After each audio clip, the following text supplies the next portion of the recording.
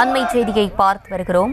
தேனியில் இந்திய கம்யூனிஸ்ட் இளைஞர் அமைப்பினர் ரயிலை மறித்து முற்றுகை போராட்டத்தில் ஈடுபட முயன்றதால் கைது செய்யப்பட்டிருக்கிறார்கள். தொடர்ந்து விரிவான விவரங்களோடு இணைகிறார் செய்தியாளர் பாலாஜி. பாலாஜி, வணக்கம். விரிவான விவரங்கள்.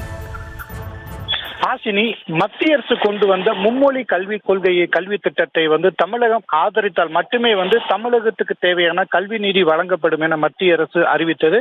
இதற்கு தமிழகம் முழுவதும் அனைத்து கட்சிகளும் கடுமையான எதிர்ப்பு தெரிவித்து வரும் சூழல்ல இன்று பார்த்தோன்னா அனைத்து இந்திய இளைஞர் பெருமன்றம் சார்பாக, அதாவது AIYF அமைப்பின் சார்பாக பார்த்தோன்னா தேனி ரயில்வே நிலையத்தை முற்றுகையிடும் போராட்டத்தை அறிவிச்சிருக்காங்க. இதற்காக பார்த்தோன்னா மதுரையிலிருந்து போடிநாயக்கனூர் செல்லும் ரயிலை அவர்கள் தேனி ரயில் நிலையத்தில் உள்ளே புகுந்து முற்றுகையிட முயன்ற போது அங்கிருந்த காவலர்கள் அவர்களை தடுத்து நிறுத்தினார்கள். இதனால காவல்துறையினருக்கும் AIYF அமைப்பினருக்கும் சிறிது நேரம் தள்ளுமுள்ளு ஏற்பட்டது.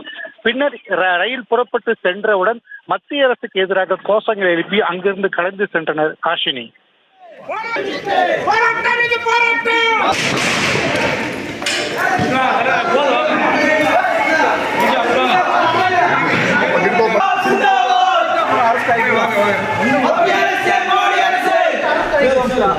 விவரங்களுக்கு நன்றி பாலாஜி.